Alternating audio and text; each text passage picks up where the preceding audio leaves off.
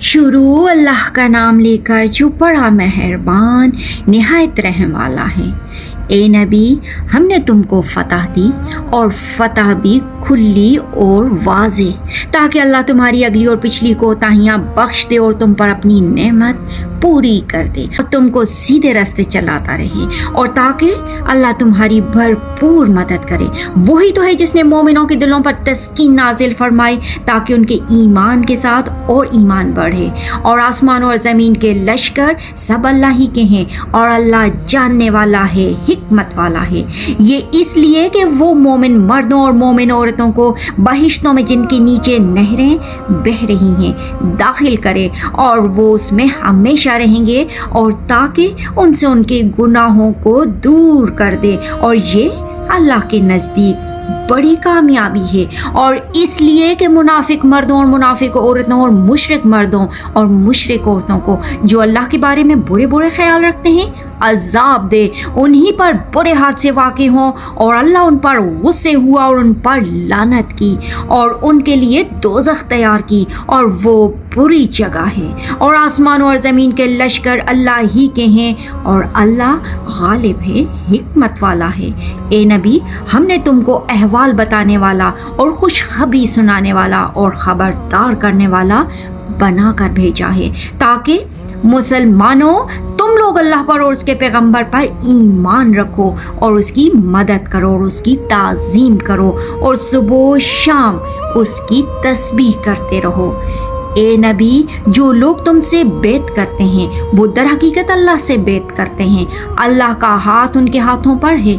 फिर जो शख्स अहद को तोड़े तो अहद तोड़ने का नुकसान उसी को है, और जो उस बात को जिसका उसने अल्लाह से अहद किया है पूरा करे तो वो उसे अनकरीब अजर अजीम देगा। ए नबी, जो गंवार पीछे रह गए वो तुमसे कहेंगे कि हमको हमारे माल और अहलो अयाल ने रोक रखा था, सो आप हमारे लिए अल्लाह से बख्शिश मांगें। ये लोग अपनी ज़बान से वो बात कहते हैं जो इनके दिल में नहीं है।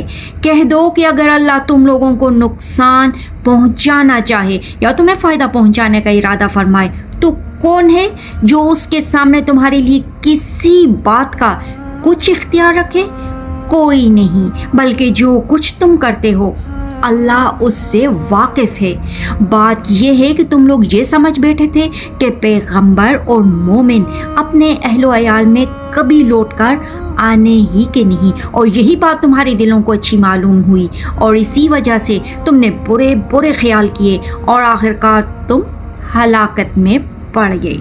और जो शख्स अल्लाह पर और उसके पैगंबर पर ईमान ना लाए तो हमने ऐसे काफरों के लिए आग तैयार कर रखी है, और आसमानों और ज़मीन की हुकूमत अल्लाह ही की है, और वो जिसे चाहे बख्शे और जिसे चाहे सज़ा दे, और अल्लाह बख्शने वाला है, मेहरबान है। जब तुम लोग माले गनीमत लेने चलोगे तो वो लोग जो पीछे रह गए थे वो कहेंगे हमें भी इजाज़त दीजिए कि आपके साथ चलें। ये चाहते हैं कि अल्लाह के कौल को बदल दें। कह दो कि तुम हरगिज़ हमारे साथ नहीं चल सकते। इसी तरह अल्लाह ने पहले से फरमा दिया है। फिर कहेंगे नहीं, तुम तो हमसे हसद करते हो। बात यह है कि ये लोग समझते ही नहीं, मगर बहुत कम। ए नबी, जो गंवार पीछे रह गए थे उनसे कह दो कि तुम जल्द एक सख्त जंगजू कौम के साथ जंग के लिए बुलाए जाओगे।